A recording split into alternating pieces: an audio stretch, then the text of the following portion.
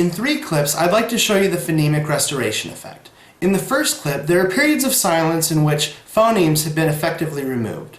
In the second clip, the periods of silence have instead been replaced by noise. The noise creates the perception that you'll hear the phonemes even though they're not really there. In the final clip, you'll hear the speech as it originally was.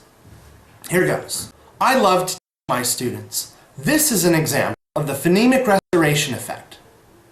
I love to teach my students. This is an example of the phonemic restoration effect.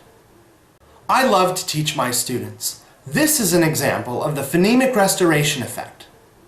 I hope you learned something.